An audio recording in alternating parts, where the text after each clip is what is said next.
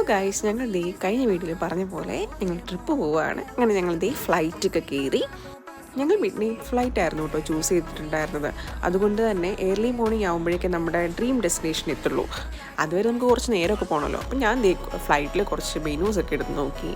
പിന്നെ ഉറക്കം വന്നു തുടങ്ങി. അപ്പോഴേക്കും ഞാൻ ഹെഡ് റെസ്റ്റൊക്കെ വെച്ച് ചാരി ഇരിപ്പായി. ഒന്നും ഉറങ്ങി തെളിഞ്ഞപ്പോഴേക്കും നമുക്ക് നമ്മുടെ ഡെസ്റ്റിനേഷൻ കണ്ടു തുടങ്ങി.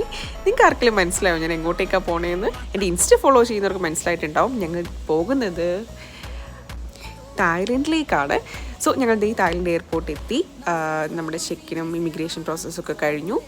എയർപോർട്ടിൽ നിന്ന് ഞങ്ങൾ നേരെ പോയത് പട്ടായയിലേക്കാണ് കേട്ടോ. അവിടെയായിരുന്നു ഞങ്ങളുടെ 3 days സ്റ്റേ. സോ ഞങ്ങൾ ചൂസ് ചെയ്ത് അവിടുത്തെ പബ്ലിക് ട്രാൻസ്പോർട്ടായിരുന്നു കേട്ടോ. വളരെ ചീപ്പും ആയിരുന്നു, ഭയങ്കര കംഫോർട്ടും ആയിരുന്നു. നമ്മുടെ KSRTC പോലെയൊന്നും ആയിരുന്നില്ല. അങ്ങനെ ബസ് ഇറങ്ങി ഞങ്ങളെ പിക്കുള്ള വണ്ടി എത്തി. ഞങ്ങളങ്ങനെ റൂമിലേക്ക് പോവുകയും ബാക്കിയുള്ള വിശേഷങ്ങൾ പുറകെയുള്ള വീഡിയോയിൽ കാണാം. Bye bye.